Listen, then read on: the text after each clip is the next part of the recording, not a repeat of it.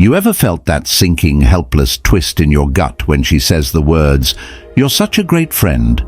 Not just once, not just in passing, but again and again, like she's carving it into stone.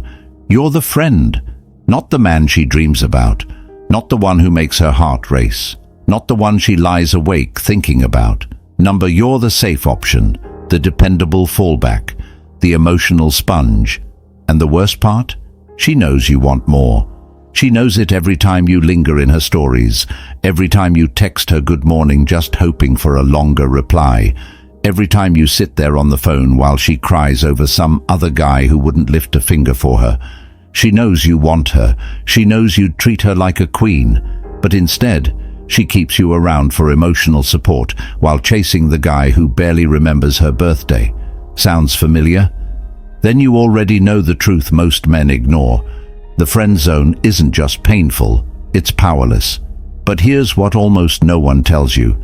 Being in the friend zone isn't the end. It's a setup, a test, a silent challenge she doesn't even realize she's giving you.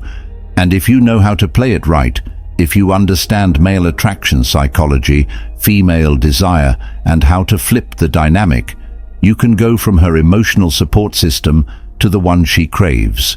Not out of pity, not out of guilt, but out of desire. Raw, real, undeniable.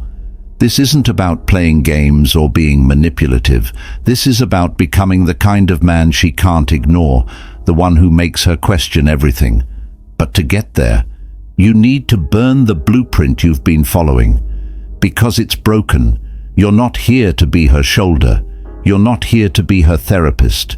And you're damn sure not here to be her second choice. You're here to be wanted.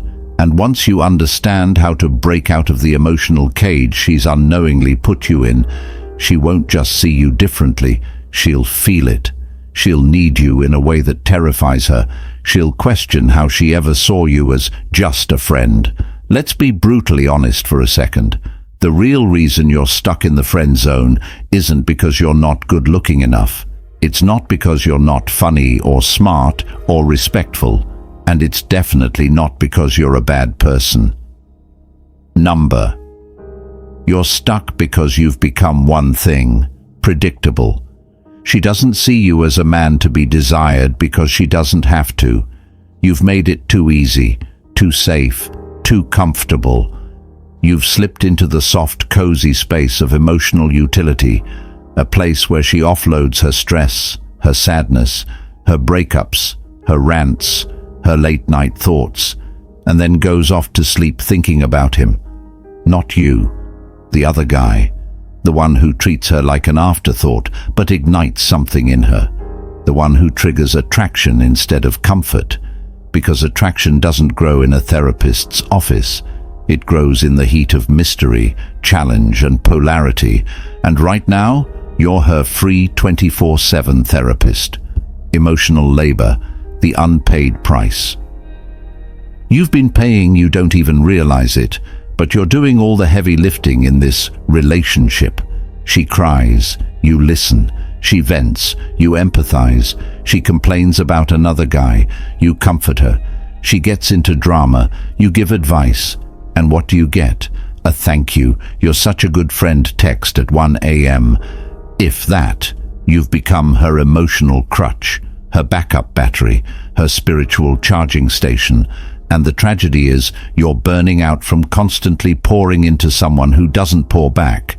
Every time you pick up the phone when she's crying over another guy, you're reinforcing one dangerous narrative in her mind. He's always here for me, no matter what. I don't have to earn it. It's not that being there for someone is wrong. It's not that you're a bad guy for caring. The problem is what she associates that care with.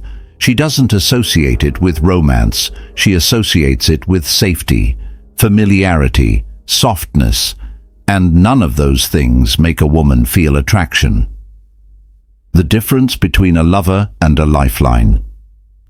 Let me break this down into something brutally simple. Women don't fall in love with their lifeline. They lean on him, they unload on him, but they don't chase him.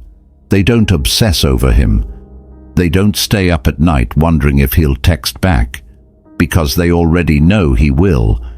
Compare that to the guys she can't stop thinking about, the ones who challenge her, who don't always pick up, who have boundaries, the guys who know their worth and don't hand it out freely.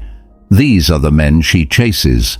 These are the men who live rent-free in her head.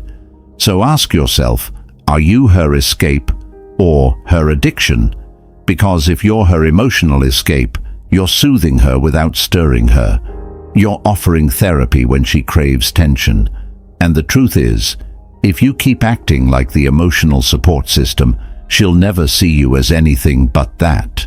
She'll love you, but like a brother. She'll appreciate you, but like a fan. She won't desire you. The hidden tax of being too available. Here's what most men don't realize. Every moment you spend being her unpaid therapist, you're sinking deeper into a role you can't climb out of. You think being there for her shows how loyal and committed you are. She sees it as you having nothing else going on. You think being emotionally supportive is how you prove you're different from those other guys. She sees it as you being too similar to every guy she friend-zoned. You're trying to prove you're boyfriend material, but you're coming off like emotional bubble wrap.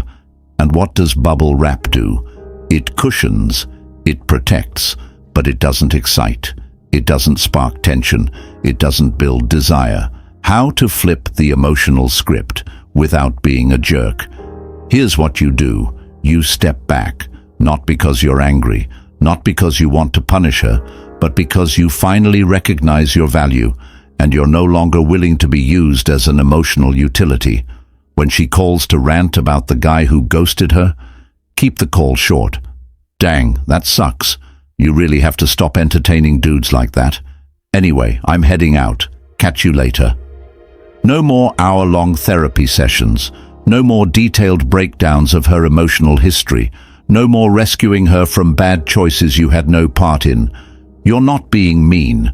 You're just not being her therapist anymore. You're showing her, with your actions, that your energy is limited, your time is precious, and your emotional availability is earned, not given away for free. And guess what happens next? She feels it. Suddenly the dynamic has changed. You're not there like you used to be. You're not always one call away. You're not endlessly patient. You're scarce. And in human psychology, scarcity equals value. That's when she starts wondering, why isn't he replying right away? Why does he feel different lately? Did I lose him? And that's when attraction, real attraction, starts to flicker.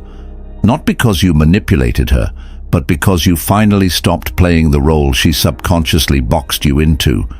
You stopped soothing her wounds and started reminding her you're a man with options.